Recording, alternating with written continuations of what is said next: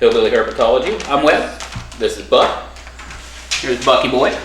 Recently moved Buck upstairs, so that way I'm seeing him a little bit more every day. It's crazy how much his eyes bug out of his head. He's got the buck teeth. He really isn't cute, but love this guy. Anyway, today we're going to be talking about Savannah monitor Diapause, part 2. To the point now where we have got the enclosure nice and wet for a while, and I'm going to start drying it out. So we'll be going over that today, and we'll talk a little bit about how they've been doing. So the next time you see me, I'll be in the cage with the beast. All right, so we're back up here talking about Diapause again, and I've got my hair up here in the enclosure because it's hard to get in here without scraping my head. So this is 4 feet high, but doesn't seem like it. Maybe it's... Either way, we've got most of the salves up here hanging out in the corner. We got one of them that's always down back here in this flap. Hangs out back here away from all the other ones. And she's also an absolute menace. I'm surprised she's not biting me yet. But what we're in here today to talk about is Diapause. Look, guys, I've let it dry out. I wet it down. I've let this dry out. These guys are in a dry stage of Diapause. They're not getting any more food. I fed them all a bunch of turkey and chicken about a week ago to make sure they got a really good meal in before they went into full-blown Diapause. And so now for the next course of the 3 or 4 weeks, I'll start removing the water bowl now that we've got the dirt dried up. I'm going to start removing the water bowl. I'm only going to leave it in here for a day or 2 at a time, and then removing it most of the weeks. That way they still have a little bit of access to water. And then I'll be doing that for the month of, through this month of September, and then starting into October, they won't get the water bowl at all. For the whole month of October, they won't have any water. Then, come November, we'll start putting the water back in here again, here and there, and getting this substrate moistened back up. So that's the course of things right now. As you can see here, we're not in any danger of starving to death, guys. Do you see this belly? No danger of starving to death here. And they're still nice and healthy. And you guys will see this happen throughout the experience here. They will stay like this. Another thing I wanted to talk about while we're in here, we had been keeping some of these guys separated in a different grow tent, and I did a little trial run to make sure that the 4 of them that are in here now would be good together, and they're just fine. Everything is going according to plan. We've got females, we've got males.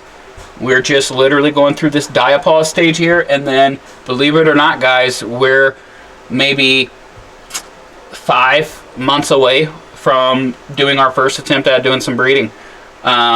We will try our pairings here as soon as Diapause ends. We will be bringing back food. We'll be bringing back water.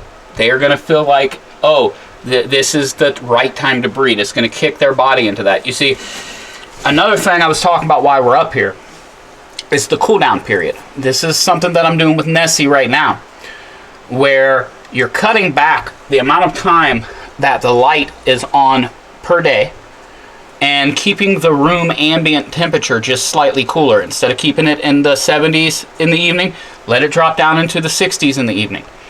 What this is going to do is this is going to simulate over a period of a couple of months the time that they would be out in the wild where the weather naturally does this. It doesn't get cold where they're at naturally, but it does cool down. They have this cool time season where the food is not as plentiful. Then, after this, you're going to raise them temperatures back up, and then you're going to start feeding them more. With Nessie, the water monitor, we just lost our light.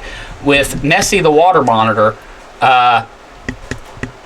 what we're doing there is we'll still be feeding her a few times a week, but she's not going to be eating like she normally would be, and it's going to be scarce meals. We're not going to be feeding her a lot of rodents and stuff. She might get an egg here or an egg there, or a piece of fish here or a piece of fish there. Nothing crazy. Then when we warm when we warm them back up to their normal temperatures, when we start feeding them again, when these guys get their water back, when these guys start eating again, this sends their body into the it's time to breed mode, and their females' bodies will start producing eggs. If you're not following these steps, you're probably not going to get your monitors to breed.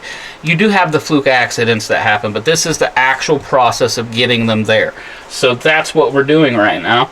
And it makes sense to do the cooling down with her in the same time in tandem as we're doing the Diapause over here, because it's kind of the same thing, but only these guys are going to be dry and not eating. She's going to be cooled down and eating less. Same kind of thing, just a little bit different parts of the world. These guys have a rainy season and a dry season. They have a warm season and a cool season. Difference. So hopefully you guys are gaining more and more knowledge from these videos. And one thing that I do want to mention, the whole point of the Savannah monitors is to try to figure out more about them, so that way more people can have them. That being said, do I feel like these are for everybody? No, I mean, if you really want to figure these guys out, if you really want to do them good, like, there's a lot of learning to do. And I feel like for most people, it's more than what they're willing to do. I really do. And maybe we'll get to the point where we'll be like, okay, awesome, you know, we've got them figured out, everybody, this is how you do it. But until we get there, I couldn't recommend these for everybody. But they are amazing animals, and I absolutely adore them. So we'll see how it goes, and probably expect between 2 and 4 weeks another video on these guys. I know you guys like the Savannah monitor videos, but at the same time, the next couple 2 weeks, 4 weeks is going to be fairly boring. I mean, they're not really going to be eating or drinking much. They're not, you know, they're just the Diapause part. My whole thing is to explain to you guys how I'm doing it, but there's not going to be a lot of action while it's happening, I guess is how I'm trying to say it. So hope you guys enjoyed this video. Like, subscribe, comment, and we'll be back soon with more Hillbilly Herpetology.